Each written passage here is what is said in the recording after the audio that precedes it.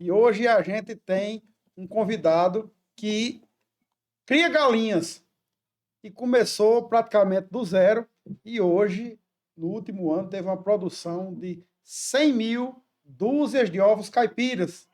Ele tem outra atividade que a gente vai conversar aqui durante o episódio, mas isso tudo numa propriedade de pouco mais de 20 hectares.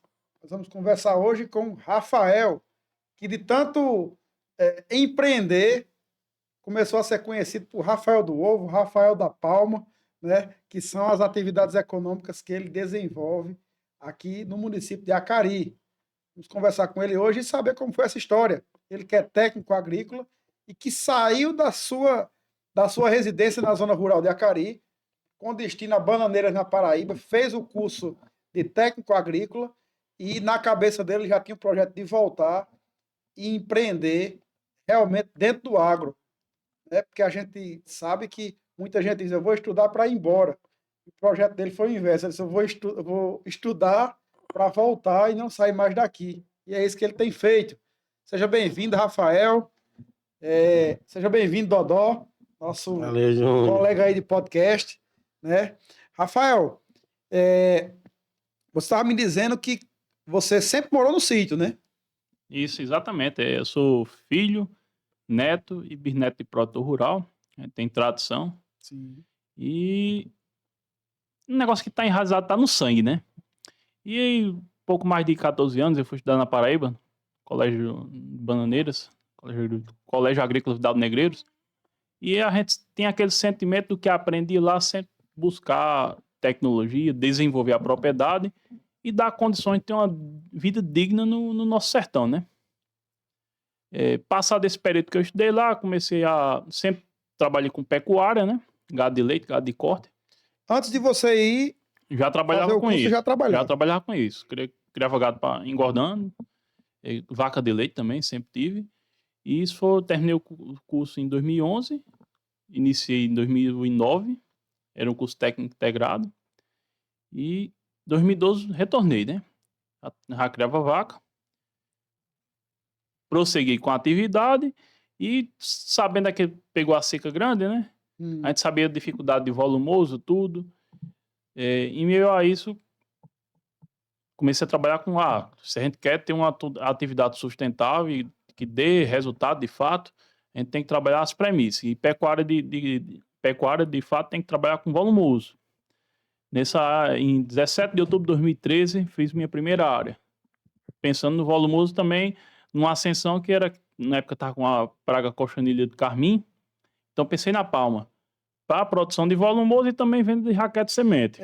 Só uma dúvida. Quando você foi para o curso em Bananeiras, você já tinha a intenção, já tinha um projeto de, quando concluir, retornar para a sua propriedade, né? Tornar a propriedade rentável. Sempre tinha esse negócio em mente. Me diga uma coisa, mas esse projeto, como você trabalhava com pecuária, a sua intenção era voltar e trabalhar com pecuária? Com pecuária. E aí, quando você chegou, já com conhecimento técnico, aí você começou a analisar o que é que podia. O que poderia dar certo.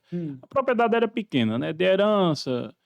E a gente precisava intensificar o sistema produtivo para ela se tornar viável, né? Dar sustentabilidade ao negócio financeira e a atividade conseguisse pagar, de fato. A gente começou a produzir palma. No meio do caminho, a gente teve um reverso. Por quê? Eu sabia que tinha que verticalizar a atividade. Só que para verticalizar, no caso a pecuária de leite, demandava muito investimento. E foi o período de seca, e eu comecei a prestar serviço também, técnico para terceiros. Então, foi um momento que eu me desfiz uma parte do rebanho, fiquei só com a parte de pecuária de corte, parei com a atividade de leite, também questão relacionada também a recursos humanos também, e prossegui com a produção de palma. Isso em 17 de outubro de 2013. Rafael, eu sempre ouvi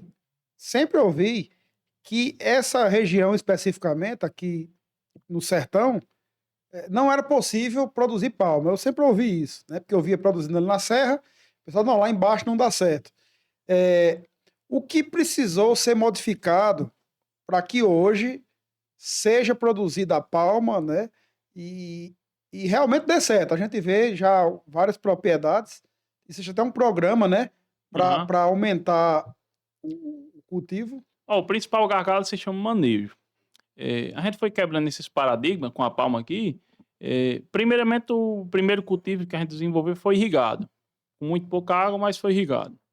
Em 2015, aí eu fiz minha primeira área. Você foi pioneiro. Foi pioneiro. Aqui em Acari. Eu tive de acompanhar algumas reportagens que você foi entrevistado, onde o repórter se referia a você como um cientista, né? Que fez alguns testes de manejo e foi adaptando o manejo à região, né? Correto. De forma tecnificada, eu fui pioneiro. Já tem algumas pessoas que plantavam de forma meio que informal, em escala pequena, Sim. mas de forma tecnificada, procurando sempre a melhor forma de executar os trabalhos, eu fui. Puxei a carroça. Você né? fez algumas modificações do primeiro plantio até o que você tem hoje? Você fez algumas adaptações para a região ou o que você tinha de conhecimento já era o apropriado para cá? A gente vai ajustando, né? Sempre todo processo ele vai sendo melhorado, né? Uma questão que a gente tem muito fixo na questão do cultivo de palma, primeiro é a questão de controle de erva daninha, né? Um plantio bem feito com preparo de solo bacana, né? E também uma adubação nessa pré-estação chuvosa muito bem feita. Porque se pensando nela no cultivo de sequeiro, se ela tem um período curto de crescimento, né, o período de chuva, então a gente tem que proporcionar tudo de bom para ela cresça bem nesse período. Então, primeiro, não pode ter erva daninha, né, para concorrer, e segundo, adubar, né? Rafael, essa produção ela é anual ou é frequentemente? Existe algum tipo de ciclo para que isso aconteça com a palma? O corte da palma é anual, só que as produtividades são bastante expressivas. A gente está falando de sequeiro entre 180 e 250 toneladas de matéria natural por hectare, né? Coisa que na nossa caatinga a gente produz números bastante baixos quando comparado à palma. Quer dizer, ela é muito eficiente na utilização dos recursos hídricos, né? Um ano de 300, 400 milímetros, se bem conduzido, ela produz muito, muito bem, satisfatório. Basta conduzir bem, preparo de solo bem feito, implantação bacana e a condução legal. Rafael, existe também uma diferença entre a variedade cultivada antigamente, quando se acreditava que não era possível, e essa que é produzida hoje por você? Existe. Antigamente, a palma mais comum que tinha era a palma gigante, né? Que era disseminada por todo o Nordeste. Só para ter ideia, a Paraíba ela tinha aproximadamente em torno de 100 mil hectares de palma cultivada. Isso de um modelo muito extrativista. O pessoal plantava palma para colher com 3, 4, 5 anos. E plantava grandes áreas, uma população baixa, né? Em torno de 10 mil pés por hectare. E hoje em dia a gente trabalha com uma população mais adensada, na casa de 25 mil, 30, dependendo do sistema que se opta, até 80 mil plantas por hectare, e de uma forma mais intensificada. Com isso, em sistemas irrigados, ou então corte a cada 2 anos, a gente consegue 400, 500, 600 toneladas de matéria verde por hectare. Isso é gigante, viu? Então A produtividade. a saída para forragem, sem dúvida, hoje o que existe de melhor é a palma, né? Eu não digo nem como uma saída, eu digo como uma excelente opção. Porque cada propriedade ela é uma questão peculiar. Palma ela é um alimento excelente para incluir na dieta dos animais, principalmente dos ruminantes. Um custo muito barato, no final das contas. O custo de implantação é alto. Mas como a área implantada ela tem uma durabilidade muito grande, 6, 10, 15 anos, eu tenho uma área com 9 anos e está produzindo muito bem. Você cultiva hoje no método de cerqueiro e no método irrigado, né? Exato. No método de cerqueiro, ela suporta bem esses períodos longos de estiagem? Não tem problema de suporta bem, mortalidade? tranquilamente. Esse negócio de dizer que palma morre com a seca, só se for uma implantação muito desmantelada, com preparo de solo mal feito, Sim. um solo muito ruim, sem propiciar uma adubação adequada. Aí no momento bom ela não se preparou para... Exato, ela não acumulou reserva. Isso é realidade. Por isso que por esse período seco, como nossas noites têm pouca umidade, a palma ela vai murchando. Isso é natural dela. Nos cantos de serra, que tem uma altitude, que tem uma temperatura mais baixa e tem uma umidade, ela, no período noturno, quando ela vai respirar, abre os estômagos, ela absorve a umidade. Aqui na gente, no sertão, é diferente. Quando ela vai fazer esse processo, ela perde umidade para o meio, né? Externo. Sim, essa é a diferença da região serrana para o sertão. para o sertão, né? No mesmo, se você pegar um período que não está tendo chuva, na região serrana você não vê ela tão desidratada. Às vezes vê até ela cheia, né? Muitas vezes, mesmo Correto. sem a chuva, né? Correto.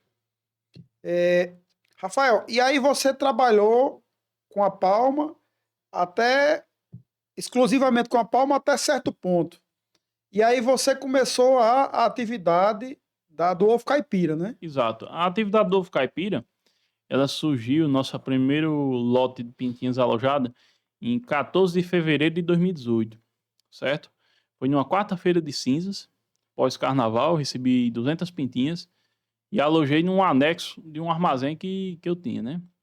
Aí, Pela quantidade, 200 pintinhas seria uma experiência. Exato, exato. Eu tinha outra atividade para já trabalhava tava trabalhando com gado de corte, né? Comprava novilho, né? Fazia a recria no período de chuva. Tinha a palma, né? Isso, tinha a palma, produzia silagem também de sequeiro. Comercializava silagem e usava também pro rebanho, né? Aí eu tenho essas atividades que me remuneram, mas como uma safra. Eu vou ter uma safra, uma ou duas safras de boi por ano, tenho uma safra de palma, mas eu não tinha uma renda constante. Aí dá eu tenho que diversificar. Ele disse, o leite é muito bom, ele propiciava isso, só que no leite eu precisava verticalizar. Para verticalizar no leite eu preciso, demanda muito investimento e também tem um gargalo de recursos humanos, tudo, para o negócio todo se ficar redondinho, né? Eu vou aventurar aqui na avicultura. Comecei com a avicultura de postura caipira. Essa experiência com a avicultura de galinha caipira, você tinha visto em Bananeiras? Tinha, mas eu tive grandes espelhos. Um colega meu que estudou comigo em Bananeiras, o pai dele já trabalhava com avicultura. Quando eu vinha de carona, passando Picuí, às vezes me hospedava por lá, via a atividade, gostei, achei interessante. A situação dele era parecida com a gente aqui, pouca água. Aí guardou. Aquilo ficou na mente. Opa, isso aqui dá para implementar na propriedade nossa pequena. Dá para crescer, dá para verticalizar, dando certo, dá para crescer o negócio. A gente ficou com aquilo na mente. Aí a gente começou em fevereiro de 2018. Dezembro de 2018, a gente já estava produzindo. Então a gente fez um segundo galpão. Esse segundo galpão, na época eu tinha uma picape. Aí eu fiz a venda dela, injetei na atividade. Fiz esse novo galpão, alojei. Certo? O negócio foi caminhando. Aí em julho de 2019 fiz outro. E foi seguindo. Aí começou a ser assistido, começou a estudar, procurou buscar sempre melhorias. A gente tem isso muito constante, impresso conosco na Avícola Caipira Seridó. E fomos crescendo na atividade. Fomos crescendo no mercado. Tem um fato interessante, que quando a gente iniciou, a partir do segundo galpão, a gente inicialmente não vendia ovo na cidade, certo? Desde o primeiro galpão. Vendia em cidade vizinha, como Cruzeta, Carnaúba. E aqui não? Aqui não. A gente começou, foi tecnificando o negócio, até existir aqueles rótulos. Ah, não é caipira. Caipira é um método de criação. Assim também como as determinadas raças. Mas pelo fato de a gente criar de forma mais tecnificada, com área de pastagem limitada, com piquete, tudo adequado, aí surgiu aquela certa desconfiança, né? Mas a gente, ao longo do tempo foi quebrando os paradigmas, começou a trabalhar a mídia social, o boca a boca. Era o novo, né? Isso, era o novo. E o produto em si, ovo. o produto foi ganhando o gosto do povo, né? Ganhando a confiança. Exatamente. Na parte de ovo caipira, você também foi o primeiro vamos dizer assim, profissionalizar a atividade ou já tinha alguém trabalhando com a técnica quando você entrou ou não? Rapaz, se for aqui em Acari, sempre existiu. Às vezes em uma escala maior ou menor, principalmente no período que existia o programa Compra Direto, sempre existiu gente que produzia ovo caipira. Mas assim, volumes menores e com pouca tecnificação. Quando a gente iniciou a atividade, a gente buscou sempre fazer de forma mais tecnificada, o mais correto possível. Porque, assim, sempre teve o comércio de ovo caipira. Exato. Isso aí é fato, né? A gente sempre consumiu lá em casa. Mas a pergunta é assim, quando você começou a produzir de maneira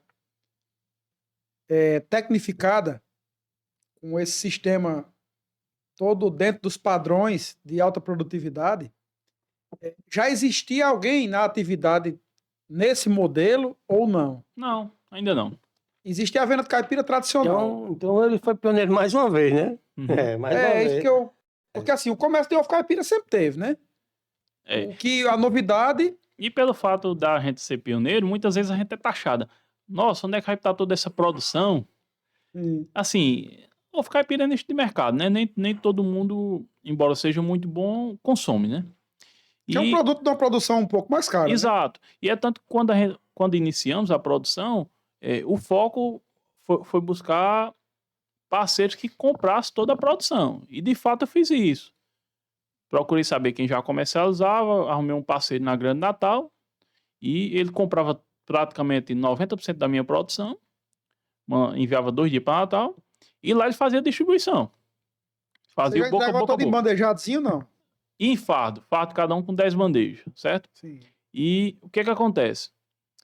Numa véspera de final de ano, período de Natal, final de ano, veraneio, ele ligou para mim numa quarta-feira e disse: rapaz, ó, o pessoal foi veranear, finalzinho de ano, as vendas aqui despencou, essa semana não vou querer. Tava com 2.400 ovos embalados para mandar, né? Rapaz, e agora, o que eu faço? Aí foi quando virou aquela chave na minha mente. Rapaz, eu tô com todos os ovos numa cesta só, um único cliente. Qualquer Então, imprevisto... trabalhava a venda em Carnaúba, mas aí comecei a fazer o boca a boca, pulverizar, fazer linha de transmissão, ofertar o produto tanto ao cliente final, como também a nosso venda parceiro. direta. Isso, venda direta. Venda direta e aí nosso parceiro, padaria, supermercado, mercadinho. E fazendo... Hoje seu ovo está em todos os estabelecimentos, praticamente, hoje, Jacareí, pelo isso, menos eu quase vejo, todos né? aqui na cidade e boa parte do Seridó, né? Quantas Praticamente cidades você atende hoje? 8 cidades. De 8 cidades. Currais Novos a Caicó, praticamente todas. Pronto. Então, quer dizer que quando a porta fechou parcialmente lá em Natal, foi a hora de você expandir o negócio. Fechou-se uma janela e abriu uma porta, né? E assim, ao longo do processo, após isso, a gente foi sempre modificando para melhor as coisas. A gente foi refinando nosso processo, buscando sempre o bem-estar das nossas aves, alinhando a parte de equipe, a parte de recursos humanos. Que a gente foi... As raças que você trabalha hoje são as mesmas que você trabalhava no início? São, com a exceção que a gente incrementou, né? A gente trabalha desde o início com... Inicialmente a gente trabalhou com a galinha da Impar, né? Certo? Sim. Ela produzia uma galinha, só com uma galinha dupla aptidão, corte e É postura. pescoço pelado. Exato, exatamente. Ovo muito bonito, uma galinha muito bonita, peso de abate bom, só que postura curta. Dava o pique, caia muito rapidamente e a conversão baixa, né? Aí, assim, isso não remunerava e não era sustentável financeiramente. Não era interessante. Certo, não. Aí a gente depois migrou para outra empresa que incubava na Avifran, certo? Aí tinha uma linhagem bacana, mais focada para postura, um pouco mais melindrosa para lidar, mas hoje E quando você trabalhava com da Imparne, o ovo era todo produzido de uma única raça. Exato, exato. Certo. Exato. Aí existe uma dificuldade comercial por esse padrão de cor? Não. Assim, houve um padrão interessante, tamanho bom, creme, tendendo a ser um pouquinho mesclado. Assim, era um ovo muito comercial, né? Bastante interessante. Sim. O defeito, o problema era só na questão de produtividade do animal, que era limitada, né? Já que era uma linhagem de dupla aptidão, né? Sim. Então, aí você começou a investir em outras raças. Eu vejo que hoje o seu ovo, ele tem uma apresentação diferente, né? Exato, Acredito que exato. pelas raças, né? Exato. E assim, todo o nosso processo produtivo. Hoje a gente trabalha com a GLC da Avifran, aí tem a Embrapa 051 também, que é produzida pela própria Embrapa. Especificamente para Isso, produção de ovos. linhagem colonial, sistema caipira. Aí tem a Novogen também, que é do grupo Grimaldi, certo? Produzida também para o sistema caipira. E assim, o que define o sistema caipira não necessariamente vai ser só a raça, certo? Mas sim a forma de produção. No sistema caipira, a gente tem que ter, primeiramente, ela tem que ser criada solta, certo? Que isso proporciona um bem-estar para o animal, de preferência com acesso à pastagem, um piquete onde ela possa expressar o comportamento natural. O espaço é bem maior do Isso, que... exato. A gente fala em 2 metros quadrados, 1 metro quadrado na área de piquete, né? Sim. Na área coberta, a gente fala em 7 galinhas por metro quadrado. Isso é uma coisa, norma da BNT, que a gente tende a respeitar. No ovo tradicional, chamado ovo de granja, qual a diferença de área, por exemplo? Você tem... a gente fala aí que vai caber em torno de 10, 11 galinhas por metro quadrado, né? Sistema Na grande. criação convencional. Na convencional. Isso e sem acesso a piquete. Mas aí tem outros pulos do gato. Por exemplo, no ovo de granja, a ração pode ter promotor de crescimento, pode ter Sim. produto de origem animal, como farinha de carne, farinha de osso. No sistema caipira já não pode. Então a gente segue isso, a gente não usa nada de produto de origem animal, é inteiramente vegetal, sem promotor de crescimento e também buscando sempre a questão natural. A gente trabalha com todos os pré-requisitos natural, tratamento de água também, a gente segue todo esse protocolo, porque tudo isso aí a gente vai conseguir proporcionar ovo interessante.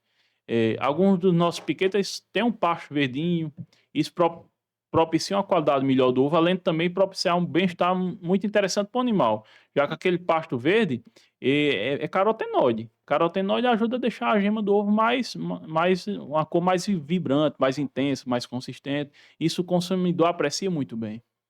O consumidor de ovo caipira, eu acho que essa talvez seja a principal característica que ele busca, né, no ovo. A Exato. coloração. Exato. Só que hoje também o consumidor também ele está muito antenado na questão de saber como foi produzido. Então, a partir do momento que hoje a gente trabalha a rede social e o consumidor vê ali, vê a hora da coleta, vê as galinhas tomando um banho de areia, ciscando, pastejando o pasto verdinho, assim, isso ajuda a gerar confiança, gerar uma conexão com o consumidor, sabe? Porque ali ele tá vendo o próprio manejo, né? O manejo natural que você leva com o animal. Exato. Isso é uma tendência que está acontecendo com todas as atividades. Concordo. A produção de alimento Tá. hoje, acredito que seja a área mais promissora. Aham. Né? Eu vi uma entrevista de um investidor e o repórter perguntava qual a área mais promissora hoje. Ele esperava que o entrevistado dissesse tecnologia, Imóveis. imóveis, qualquer coisa desse tipo. Aí ele disse alimentos. E alimentos é uma produção, assim, é a produção primária, né? Eu acho que o primeiro nível de produção é agrícola, né? E aí ninguém espera que o cara responda que o mais promissor é a produção de alimentos. Só que hoje é primeiro pelo preço. Antes, muita gente, eu acho, nem cultivava alguns alimentos porque não compensava. Algumas coisas não eram produzidas, por exemplo, ovo caipira. Ovo caipira não era produzido, talvez, porque não tinha uma recompensa financeira que compensasse, né? E hoje ele é valorizado porque hoje a coisa natural, a coisa mais orgânica, ela tem o seu mercado, né? Correto. Assim, tanto para a questão de bem-estar do ser humano, quanto também para os animais, né? A gente vive uma tendência onde muitas vezes a criação de animais é tida como exploração. E a partir do momento que a gente começa a trabalhar isso com muita sinceridade, com ética e tudo, a gente está quebrando esse paradigma e desmistificando. Se a gente for analisar hoje ao pé da letra, os animais hoje, criados de forma tecnificada, eles passam muito melhor do que a maior parte dos seres humanos. Por quê? Primeiro, eles estão num ambiente controlado. A gente tem um ambiente hoje, no nosso galpão, a gente tem sistema de nebulização para proporcionar um maior conforto. O galpão todo aberto, com o pé direito alto. No período da pintinha, a gente fornece ali um aquecimento para poder manter a temperatura de 32 graus, que é o que precisa. Iluminação. Isso, iluminação. Sistema de cortina para que não bata o vento direto. E assim, um galpão melhor do que a maior parte das casas do pessoal. E para que tudo isso, Rafael? Quando a gente proporciona todo esse bem-estar, essas condições ideais, a gente está proporcionando um bem-estar para a ave. E depois ela vai nos presentear com a produção satisfatória. Sempre ser proporcional, né? Exato, exatamente. Se não tiver o cuidado adequado, o resultado também não vem como esperado, né? Correto. Rafael, a gente vê muita gente que tem propriedades pequenas com dificuldade em se manter na propriedade, em gerar renda dentro daquele espaço pequeno. Mas você está mostrando que com uma terra de pouco mais de 20 hectares, você tem várias atividades, né? Formando um negócio interessante, né? Hoje você tem a palma, né, que foi a pioneira, a parte que você começou, e aí você, dentro da palma, você começou a fazer a engorda de gado, né? Justamente porque tinha a palma. Se não tivesse também, não tinha como ter aquela atividade. Pelo menos naquele modelo, né? E aí entrou na atividade do ovo caipira, da galinha, que hoje eu acho que é a principal, né? É o carro-chefe. E hoje eu estava conversando com você e você disse que agora está começando na atividade da criação de peixe, piscicultura. Em que estágio está esse novo negócio dentro da propriedade? Vamos lá. A atividade da piscicultura é um piloto, certo? Parceria com a prefeitura, Sebrae, Prefeitura Municipal de Acari, né? Nós temos 2 tanques povoados, cada um com 1.000 alevinos, já está com um pouco mais de 5 meses. Então já está próximo à despesca, né? Que é agora período da Semana Santa. Inclusive, um dos tanques está com um desempenho muito bom. Provavelmente a gente vai ter que despescar antes, porque o peixe tá com peso satisfatório, muito bom, É do mesmo tempo do mesmo tempo. e teve um desempenho acima dos outros? Acima dos outros. Você identificou qual era a diferença? Manejo. Observando sempre a questão de qualidade de água, observando os parâmetros. Aí, Então, esse que teve o desenvolvimento melhor, ele tinha condições melhores. exato. Toda atividade, se bem conduzida, ela tende a dar um resultado muito bom. Mas cada propriedade é um caso. Às vezes o que serve para mim não serve para José. Não serve para outra pessoa, né? Então a gente tem que procurar, dentro das diversas situações, ir adequando da melhor forma para procurar sempre o melhor resultado. São quantos tanques lá hoje na criação de peixe? Você está testando? São 2 tanques escavados. Sim, são 2 tanques. E não representa ainda uma fatia econômica ainda do rendimento da propriedade. Não, a gente está encarando como uma poupança forçada, né? Mas qual é a expectativa dentro dessa experiência? A expectativa é a gente despescar em torno de 1.800 quilos de peixe, já agora nos próximos 45 dias. E pelo que apresentou até o momento, você identificou a atividade como uma atividade que é promissora dentro do seu negócio ou talvez não seja tão interessante quanto as coisas que você vem fazendo? A atividade é muito promissora, certo? Inclusive, numa das propriedades que eu sou mais limitado de água, que a água é mais restrita, que é onde está com desempenho, inclusive, melhor, né? Ela é promissora, contanto que eu me diferencie do mercado. Como é isso? Se a gente for olhar, na maior parte das vezes, o peixe que a gente tem na região é peixe de tamanho pequeno, peixe de 500 gramas, 600. Então, esse é um peixe de pouco valor agregado, porque quase todo mundo tem. E se a gente for nos bares que serve, por exemplo, um peixe inteiro, o que todo consumidor quer, o turista quer, é um peixe grande, peixe de 1 quilo, 1,2 kg, 2 quilos. Então, esse peixe, ele atrai muito olhar. Só que para produzir esse peixe, ele é um peixe que é mais caro. Por quê? A densidade que a gente trabalha no tanque, com um peixe desse, em vez de a gente trabalhar com 6 peixes por metro quadrado, 7, a gente vai tendendo a cair para 2, 3. O custo de produção... Mais espaço. Isso, vai demandando mais espaço, um pouco mais água. E o ciclo dele é mais longo. Só que aí eu vou me diferenciar do mercado. Vou sair de um preço médio. Se a gente for ver o que corre hoje na atividade da pesca artesanal, é R$5 o quilo de peixe. Peixe de pouco tamanho, né? Do atacado. Isso, atacado. E um peixe desse de tamanho acima de 1 quilo, a gente fala aí R$14. Também atacado. Também é atacado. Vai depender do mercado. Do mesmo jeito do filé. O filé desse peixe maior, ele é muito mais atrativo e mais comercial do que o pequeno. Só que aí para produzir esse peixe maior é um pouco mais desafiador, demanda mais tempo. Tem que ter, que foi até um dos gargalos nossos, a gente ter um cuidado maior com o equipamento, que o peixe, pronto, ele já está chegando próximo a 800 gramas, né? Está com um pouco mais de 700. Então, uma coisa que não pode faltar na atividade de piscicultura, dessa forma mais tecnificada, primeiro é um gerador e segundo um aerador de sobressalência, né? Que às vezes acontece de um rolamento amarrar, ter algum problema técnico e o cabo correr o risco de perder toda uma produção pela falta de ter um equipamento para trocar ali de imediato, né? O gerador, no caso de um apagão, por exemplo. Um caso de um apagão. Porque Sim. durante o dia, a água estando bem conduzida, as algas estão produzindo oxigênio. Para o peixe e para ela. Durante a noite, o que não tem sol, que as algas só produzem oxigênio durante o período que tem sol, né? Durante a noite, esse peixe vai consumir esse oxigênio remanescente, certo? Na água, que foi produzido durante o dia, período de sol, e as algas também vão consumir. Então, é por isso que a gente utiliza o aerador para estar ali aerando a água, né? E poder ter oxigênio para o peixe ali passar o período noturno sem se estressar. No caso do falta de energia, aí isso vai correr o risco de ter a mortalidade acentuada no tanque, né?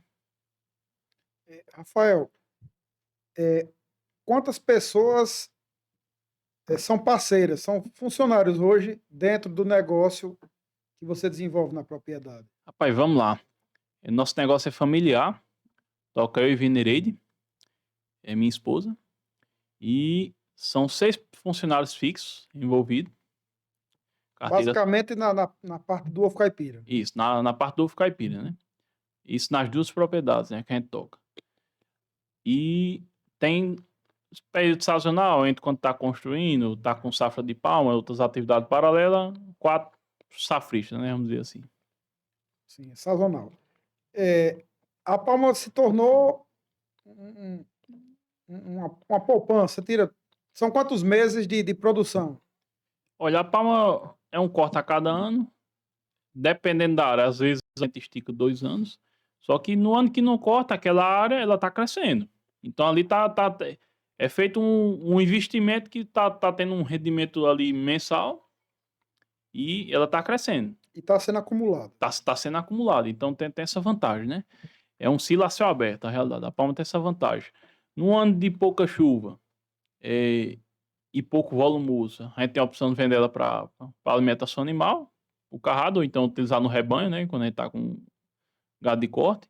E também a venda também para plantio, né? Raquete de semente também, que a gente sempre faz todo ano, quando é procurado. Essa de cerqueiro, durante esse período de estiagem, ela estaciona, não tem crescimento não, ou tem um pequeno crescimento? Não, para estacionar, a não sei que tenha uma chuva sazonal, período de umidade, geralmente ela cresce até agosto, meados de setembro, aí depois ela estagna. A palma você vende ela em si ou você produz silagem de toda a produção? Não, a palma a gente vende ela in natura, o raquete de semente selecionado, ou então o carrado, tonelada para alimentação animal. Então você é um distribuidor aqui no Servidor, entre aspas. Também. É o maior, eu acredito que talvez o maior produtor de semente. Exato, raquete de semente sim. Porque eu vejo muita gente que produz, que está experimentando, que está com campo de palma, reporta que a origem foi adquirida de vocês. Uhum. Né?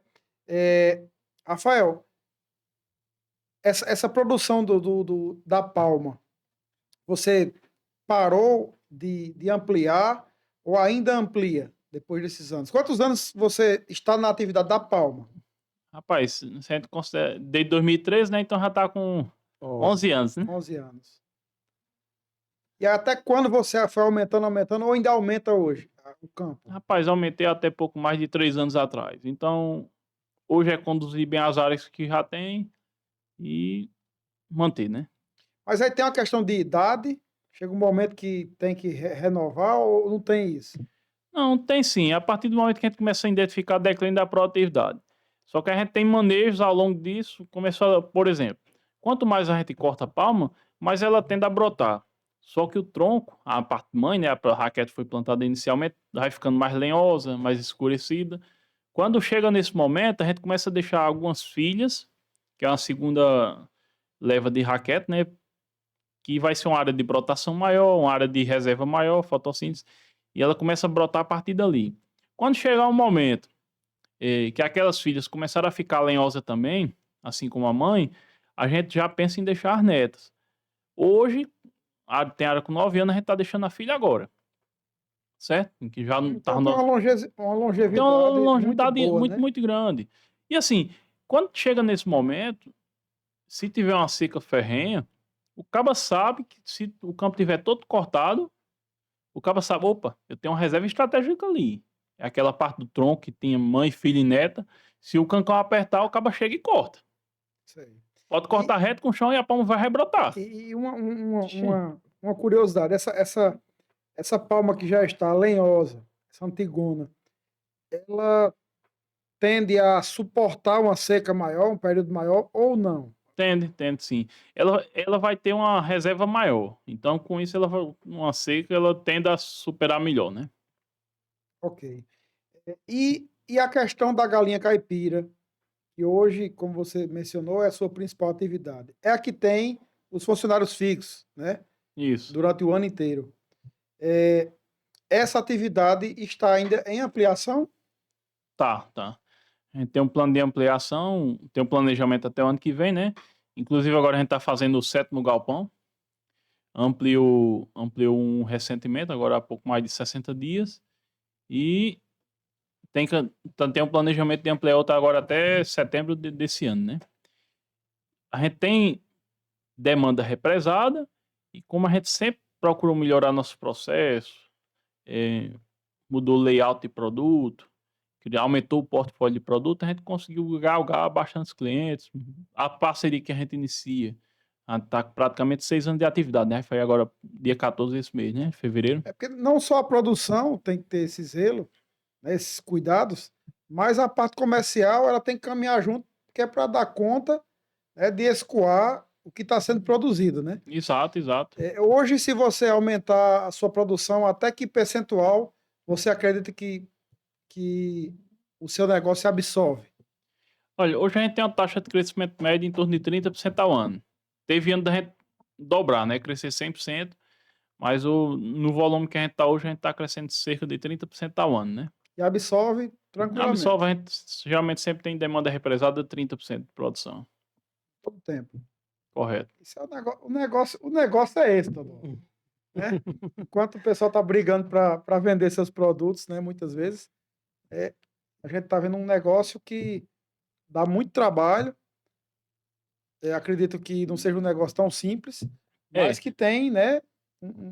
agora assim, como a gente faz da produção, distribuição e comercialização, a gente sente todas as dores e todos os elos, né?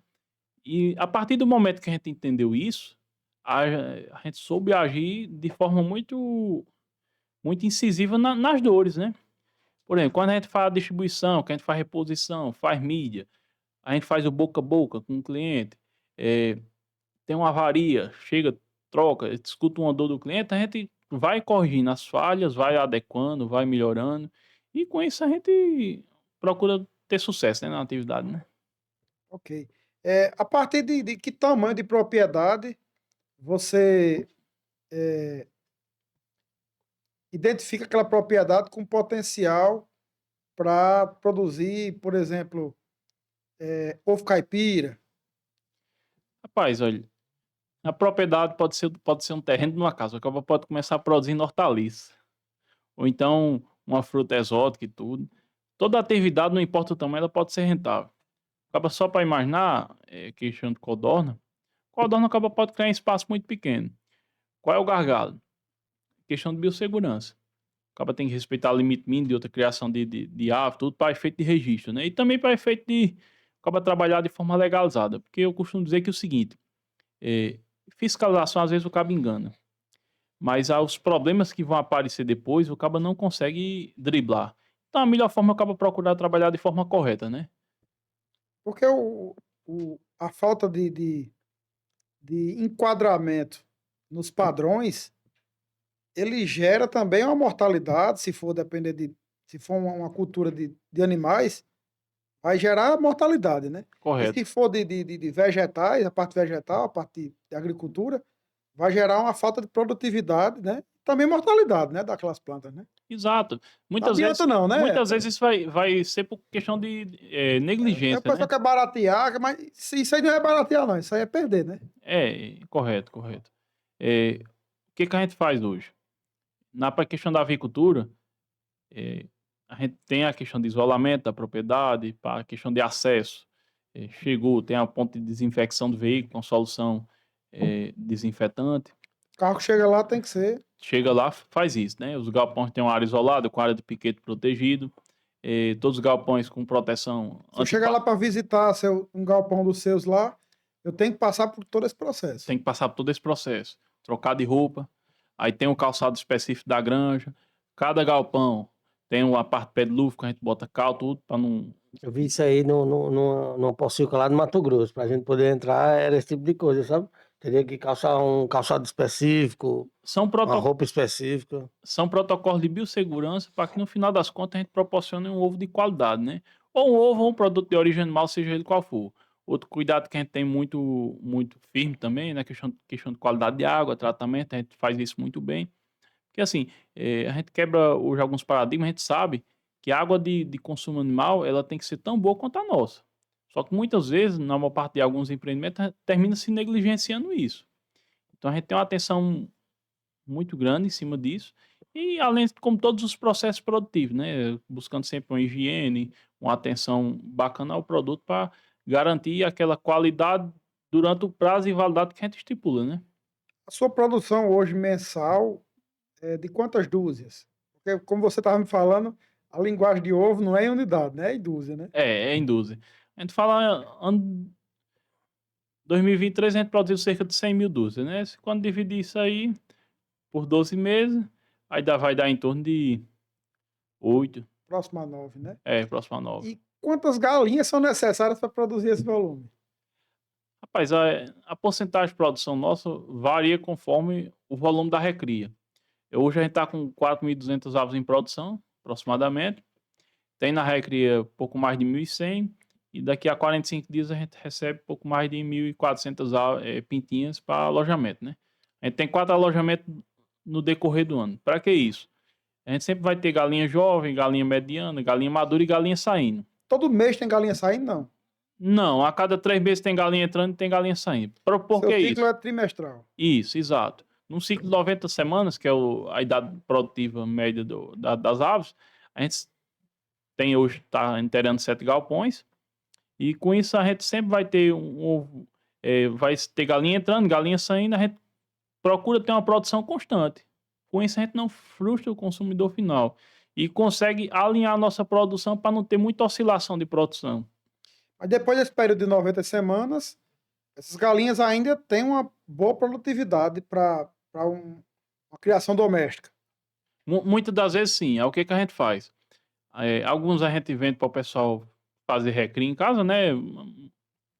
A gente vende ela viva e em outros momentos também a gente vende ela também abatida, que a gente tem uma clientela também de cliente galinha viva e galinha abatida, né? Galinha caipira abatida. Isso, exato.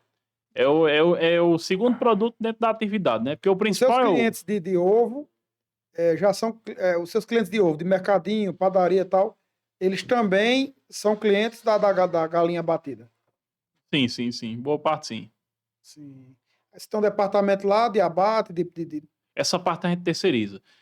A gente está buscando sempre a questão da legalização. Pronto. Recentemente a gente concluiu agora a unidade de beneficiamento de ovo, né? E está tirando agora o registro da avicultura e o registro da unidade de beneficiamento. Com isso a gente vai estar trabalhando todo legalizado, fornecer tranquilamente para... Porque essa parte frigorífica você ainda não opera porque não está ainda... Isso demandaria uma escala maior, um aporte de investimento muito maior, para uma atividade que é uma atividade secundária, não é uma atividade principal. Por isso que a gente faz a parte, terceiriza isso para a gente não demandar investimento nisso ainda, já que o foco é a produção de ovo. Sim, entendi. Então, a cada 3 meses são descartadas quantas galinhas? Em torno de 1.000. Só 1.000. Então, a cidade não tem como absorver isso, não. Não. E a gente pulveriza, né? É aquele negócio que a gente sempre teve na mente. Hoje a gente sempre tem mais cliente do que ovo, então a gente trabalha com os pedidos regrado, né? Vamos dizer assim, né? A atividade da Palma, a agricultura, ela está está estável, certo? A gente chegou no ponto de equilíbrio. A piscicultura, ela está em fase de experimentação, porque a gente tá buscando achar o ponto de equilíbrio, acesso ao mercado certo. Entendeu? Isso, entender a atividade como um todo, né?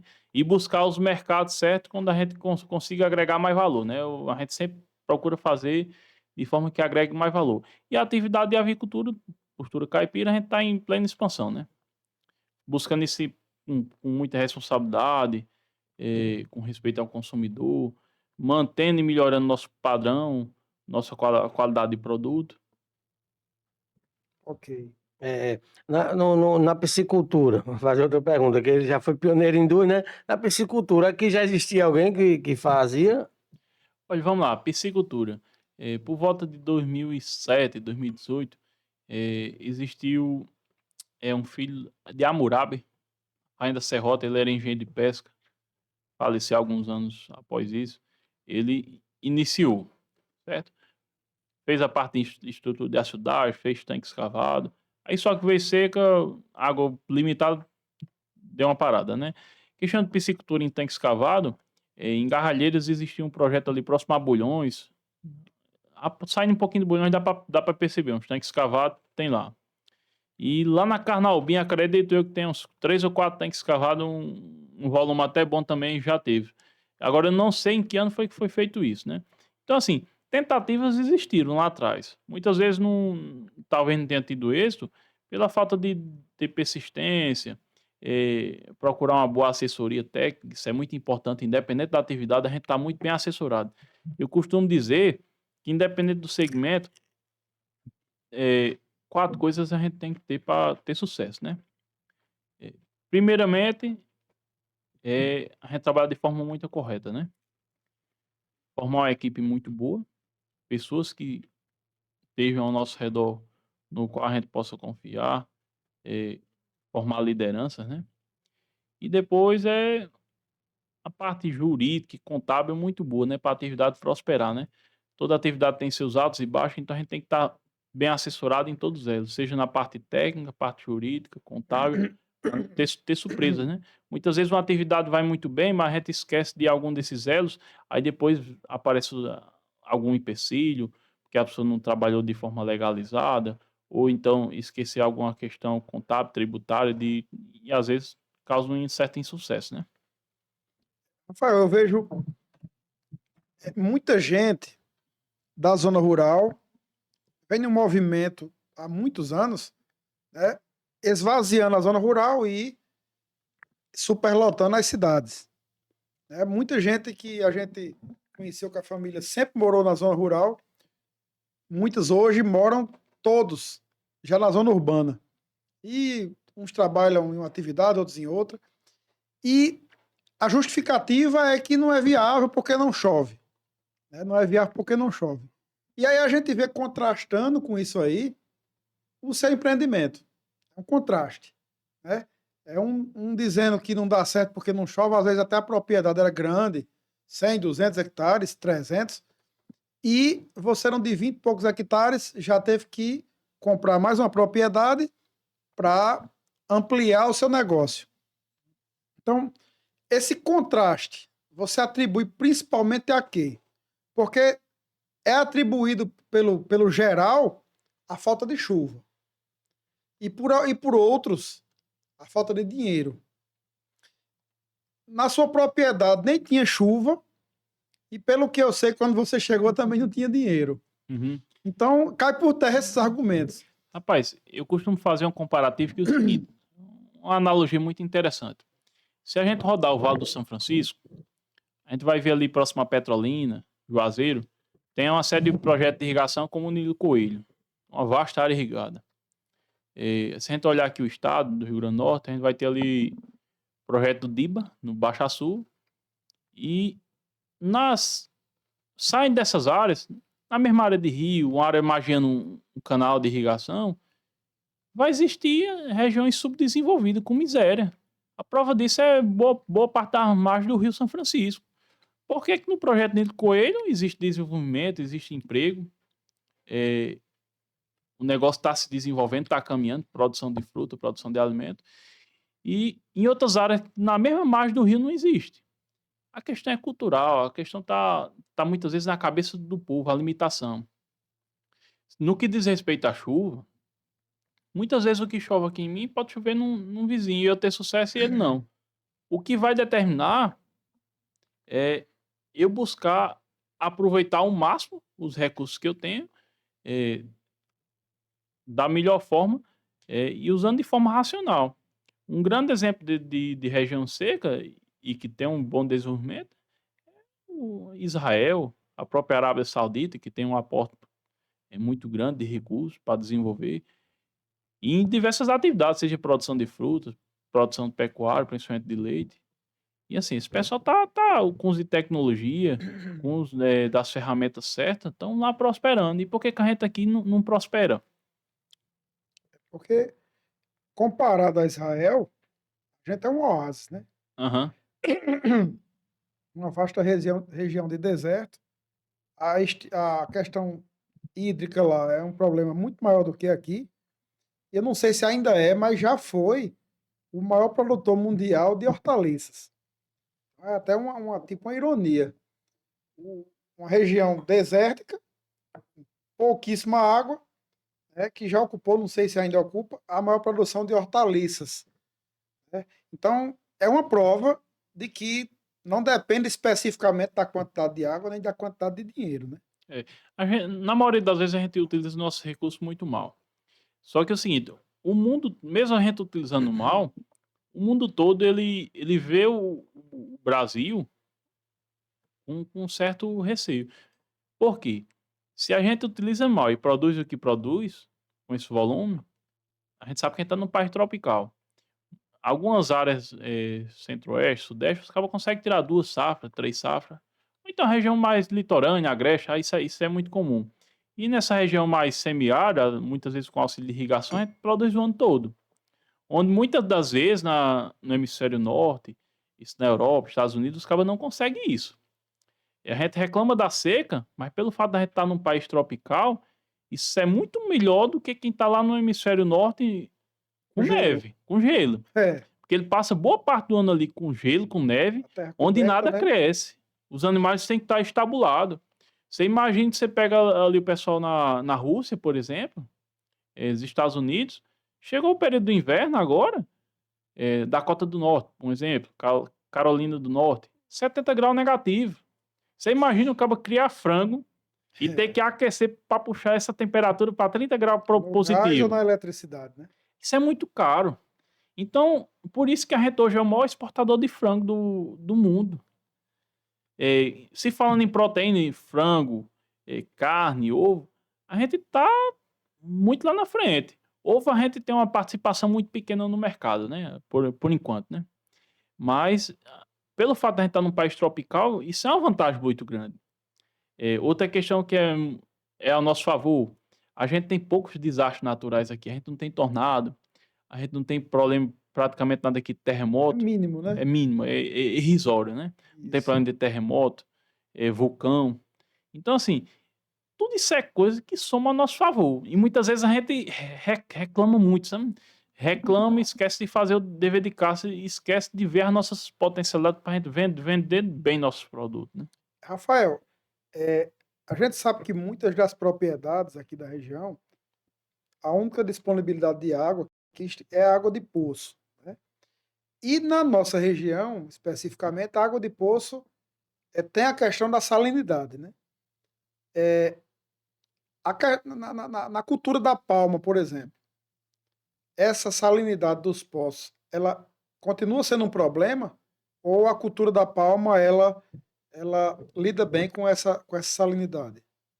A cultura da palma ela lida muito bem. O que a gente tem que fazer é ser racional, né? Água salina, na questão da palma e outros cultivos, matéria orgânica ajuda muito. Não um solo bem preparado, colocando matéria orgânica todo ano e uso da água de forma racional, isso vai propiciar bom desempenho e sem causar dano A terra. exato. Tem algumas culturas que ela minimiza o efeito da água no solo, né? Aham, Que ela consome, né, a exato. parte daquela salinidade. Uma delas é a triplex. É uma planta que consegue extrair bem o sal, inclusive serve como volumoso, né? É uma planta arbustiva, né? É nativa, não? Não, não, não. Mas é possível produzi-la aqui. É possível? Não, tranquilamente, se adapta muito bem, já cultivei ela. E essa, se você cultivar ela com água salina, Ela vai muito bem. ela vai e vai zelar da terra também. E vai zelar e vai produzir volumoso, né? Aí lá você não continuou produzindo, não era interessante para você lá, não. Não, a água tem uma salinidade baixa e a A gente... sua é de poço também. Água é de poço, mas uma salinidade baixa e o foco foi palma, né? Sim, sim. Já que a água é um pouco mais restrita. Sim, sim, O entendi. peixe, no caso, ele vem a calhar, porque o que que a gente faz? Hoje a gente bombeia água para o peixe e do peixe pode estar jogando para as plantas. Então essa água já sai ali fertilizada. E no peixe, a gente faz uma certa troca de água, uma reposição, para ir aliviando a carga de matéria orgânica que sedimenta no fundo do tanque, né? Então, isso a gente está fazendo a integração de atividade, né? Das cadeias, né? Sim, entendi. Alguém que vai assistir o podcast vai dizer assim, é porque ele acertou na cultura. Porque ele acertou. Sempre vai ter esse tipo de comentário, né? Aham. Ele teve sorte. Mas, pelo menos a minha visão como empreendedor, que também sou, é que se não fosse essa cultura aí, se fosse tirar essa cultura de você, muito provavelmente você ia estudar outras culturas e ia continuar produzindo na sua propriedade, não é isso? Não, exato. Independente da atividade, primeiro a gente tem que se encontrar nela, né? Então, se o cara busca qualidade de vida, manutenção, independente da atividade, o cara tinha que ter um negócio que desse certo e que eu me identificasse. Se não fosse com a avicultura caipira, poderia ser com leite, só que aí eu já buscaria sempre esse preceito que eu sempre busquei, que foi trabalhar a questão de comercialização, ou então partir para a questão de escala, né? Produzir em volume, trabalhar com contrato pré-fixado, para ter uma segurança, né? Assim, não adianta hoje você querer produzir no campo daquela maneira tradicional. Não adianta, não, assim, economicamente não faz sentido, né? A gente tem que criar elos fortes, né? É, qualquer atividade pecuária, agropecuária, de modo geral, a gente busca produzir em escala para baixar custo de produção e de forma criar mecanismos que trabalhem bem a questão da comercialização. Muitas das vezes o gargalo se chama comercialização, Sim. na maior parte das atividades. Por quê? Muitas vezes a maior parte do pessoal não tem constância. Então isso é um grande gargalo. Que isso aí é o que Não tem determina. como ter uma cadeia. Exato, atividade, pronto, indústria. O cara pensou em questão de polpa. Não, fruta de modo geral. Fruta você pode produzir ela para fruta de mesa, ou então buscando processar ela, ou seja na forma de polpa, de suco, compota, doce, seja lá o que for. Qualquer indústria ela só se justifica se tiver uma determinada escala de produção e uma constância de fornecimento. Porque senão ela não é um negócio. Então, esses são pontos que normalmente são negligenciados. Muitas vezes quem é produtor não Você se entende concentra esse muito na elo. produção, né? Se Aham. concentra muito na produção, aí você se vê sem maneiras de escoar a produção e quando consegue escoar, sem maneiras de manter o fluxo. Exato. Pronto. Então aí são dois problemas, né? Atividade de leite, por exemplo. A gente sabe que no período de chuva, de inverno, a produção nossa cresce. Tem muita gente que é produtor, mas a gente trata como produtor mais safrista, que ele só tira mais leite no período de inverno, que é quando tem abundância de alimento. E aí é a hora que o preço do leite cai. Exatamente. É a questão da oferta e da procura. Você vai ter uma oferta muito maior e a procura é relativamente linear. Então, tem o preço que tende a cair. O preço vai oscilar ao longo do ano, depende de alguns fatores, né? Que influenciam no consumo, né? Também. Todó, Eu fiquei muito curioso aí com a palma, né? Mas já tá empolgado. foi, porque, como você sabe, né, Júnior, eu tenho a pretensão no futuro de trabalhar com essa área, sabe? Eu penso no futuro trabalhar com isso, então a palma me despertou muito, assim, por ser inovador na nossa região, né? Uma coisa que ninguém produzia, né? Viu? Já é relativamente recente, né? A palma, Rafael, aqui no sertão, Aqui no sertão é recente. sempre foi a partir de você, né? Vai se falando em palma, sertão a partir geralmente de 2018, 2008 na realidade, né? A Imparte começou alguns trabalhos com palma. Alexandre Vanderlei, que foi diretor da Imparte também, já plantava palma desde os anos 2000, na região de Laje do Cabugi. E a dificuldade em quem está sendo pioneiro numa cultura dessa é, é a falta de confiança nos produtores tradicionais, né? Eu acho que talvez seja até desanimador em algum momento, né? Muitas das vezes, a gente é muito desconfiado. O produtor, como todo, ele é muito desconfiado, né? Eles pagam para ver, a realidade é essa. Ó, no questão de uso de palma, a gente tá falando muito que é para uso na alimentação animal, né? Mas no México, onde 80% do território eu acho que é semiárido, a palma tem um uso muito expressivo na questão de alimentação humana. Quando chega numa ceasa lá, por exemplo, vai ter lá palma, geralmente é a folha mais nova, o broto mais tenro, comercializada como se fosse uma hortaliça folhosa, utilizada para fazer Faz parte salada. da dieta Faz parte da dieta. humana, né? E assim, ela tem as aplicações para fazer refogada, in natura, na forma de suco, na forma de outro alimento processado. O fruto da palma é utilizado também para fabricar cerveja. Lá no México eles também utilizam para fins energéticos também, a questão da palma. Ela tem as aplicações, né? E é um Interessante. produto, assim, facilmente adaptado aqui, né, nas condições da gente, né? Foi provado isso através de tanto da sua propriedade quanto das que você incentivou e forneceu sementes, que hoje tem bons campos, né, hoje aqui na cidade, né? Aham. Rafael, hoje você já vislumbra alguma outra atividade ou você está ali concentrado, né, no que está fazendo e pretende aumentar o que já está sendo feito? Hoje você já tem a curiosidade, porque o empreendedor, você sabe como é, né? O empreendedor, ele tá aqui, tá dando certo, tá, mas ele tá, é o plano B, plano C, plano D, e por isso que o empreendedor, ele é como fogo de muturo. É. Às vezes vem, você pensa que ele tá apagadinho, mas tá ali. Sai só a fumacinha, pensa que tem fogo de novo, né? Rapaz, vamos lá. O foco é crescer a avicultura, né? Com muita responsabilidade e crescendo ela. Mas, assim, em paralelo, a gente tá trabalhando a questão da produção de forragem. Começando a plantar umas áreas de capim para produzir volumoso, comercialização. E tem uma área que está começando devagarzinho, na outra propriedade, pronto, banana. Esses dias a gente tá lá com 100 mudas de banana para iniciar já plantio, né? Muito bem. Aqui não tem produção de banana, tem um pouquinho na beira do rio, né? É, É bem, Você bem vai usar pequeno, a né? água da piscicultura, já é fertilizada por essa isso, bananeira? exato. Pode crer. Bananeira é um negócio que Dodó é bem empolgado, né, Dodó? É, tem um círculo de bananeira lá que eu fiz com um certo tipo de resíduos para que com a mistura da água ela produza a bactéria necessária para a produção de bananeira. É uma técnica de permacultura que eu uso lá e eu acho que no seu caso aí já vai receber uma água fertilizada, já é grande vantagem, né? Aham, Já sai na frente. A água fertilizada da piscicultura, ela é de extrema qualidade, né?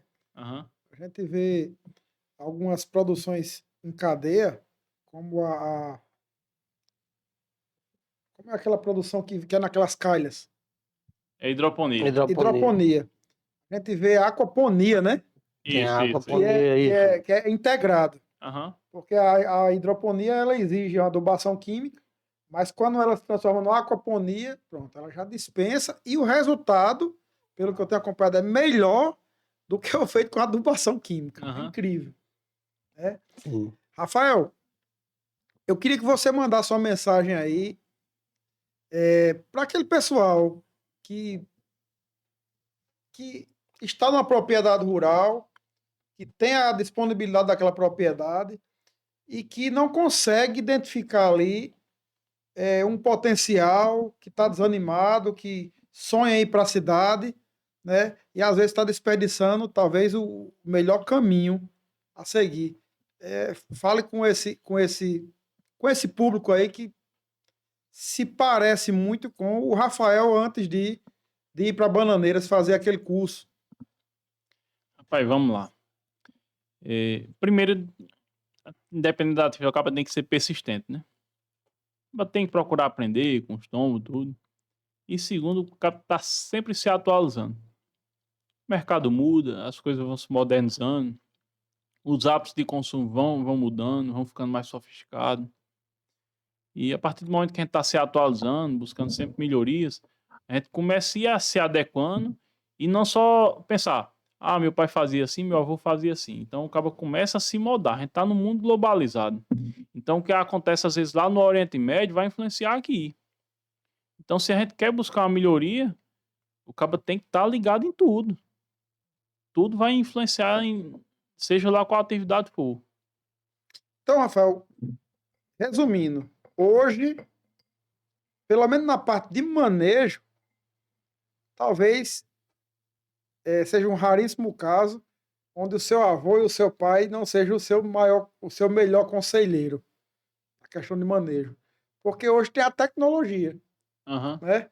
Hoje tem a tecnologia de alta produção e muitas vezes ela luta, ela entra em atrito aí com o que vinha sendo feito, a maneira que vinha sendo conduzida pelos que vieram antes de nós.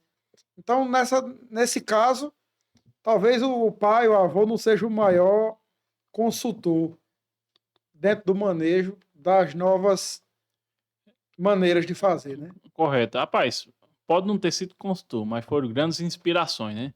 Se a gente for observar o que meu pai, meus tios, avós fizeram em termos de produção, com tão poucos recursos, utilizando muito recurso braçal e muita força de vontade de criar família, né? Porque prosperar, dar condições bacanas para os filhos. Então, isso é uma grande inspiração, né? Sim. Porque naquele período, com pouca tecnologia, não existia mecanização, tudo era tração animal. E muito amor, né? Pelo lugar, né? Exato. Então o cara tem que bater palma e manter as raízes muito fortes, né? Isso é muito louvável, né? Sim, sim. Ok, Rafael. Rafael, eu queria agradecer sua presença aqui. Desde que a gente criou o projeto do podcast, seu nome já está na lista desde o do princípio, né? Porque eu vejo eu vejo esse podcast como uma grande inspiração para quem deseja empreender numa pequena propriedade, principalmente. E também aqueles que têm uma propriedade maior, que esses, olhando para uma propriedade de 20 e poucos hectares, com toda a família dentro do negócio, com 6 funcionários fixos, com 4 sazonais, em expansão, crescimento de 30% ao ano, produção do ano passado de quantas unidades? Quantas dúzias? 100 mil dúzias. 100 mil dúzias de ovos, né? Uma pequena propriedade que tem forragem para vender para outras propriedades, muitas vezes de porte maior. Então, assim, é uma grande inspiração. É uma grande inspiração e eu espero que esse podcast sirva para incentivar, né, esses futuros empreendedores do agro, né, e que eles venham a crescer, como a gente tem visto aí a sua empresa crescendo. Né? Eu disse, você que trouxesse seus produtos para você mostrar no podcast, você esqueceu de trazer? Foi, rapaz, correria. Mas hoje seria a oportunidade de você demonstrar também de mais uma forma. Eu sei que você faz um trabalho nas redes sociais muito bom, mas seria também outra oportunidade de você divulgar de mais uma forma os seus produtos. Dodó. Rapaz, eu só parabenizar aí, né? E Rafael, eu conheci em uma reportagem, não me lembro que canal uma vez. Acho que passou aquele passa no domingo. Inter TV. Eu acho que foi. E eu fiquei abismado porque era tão inovador como as pessoas lá falavam, né? E quando a gente foi falar de pessoas que poderiam ser convidadas a vir para o podcast, eu mencionei também o Rafael porque eu vi ele lá nessa reportagem e eu fiquei muito admirado com o que você desenvolveu, a questão da palma. Sempre tive uma curiosidade grande em saber disso e isso é muito inovador na nossa região, né? E belíssimo o seu trabalho, é inovador, parabéns. Inovador acho que 2 vezes, né? Como você mesmo falou aí. E parabéns, cara. É excelente aí seu trabalho e inovação e futurista, né? Uma visão futurista aí para nossa região. Na verdade, Dodô, quando o Rafael começou na Palma, eu não estava aqui em Acari, não. E aí eu acompanhava, né, sempre nas redes sociais, e o pessoal, muita gente dizia, o cara quer vir cultivar a palma, fulano já tentou palma em tal ano, fulano, o povo dizia isso, né? Aham. Fulano já tentou palma em tal propriedade, tá vendo que isso não dá certo? Isso só dá certo em local de altitude. Esse cara tá adivinhando o quê? Aí foi, não parou, né?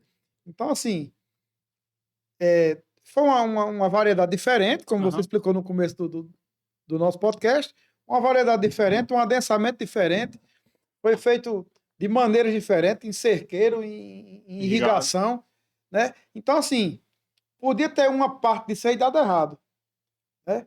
Mas, graças a Deus, tanto deu certo a de irrigação como a de cerqueiro, né? E aí, a partir daí, você vem desenvolvendo o seu negócio. Que Deus abençoe seu negócio, que continue expandindo, continue gerando emprego na cidade, né? Gerando emprego e trazendo recursos. Porque quando você produz aqui e vende em 8 cidades e o seu negócio é daqui, isso gera recursos para dentro do nosso município. Parabéns, meu irmão. Obrigado.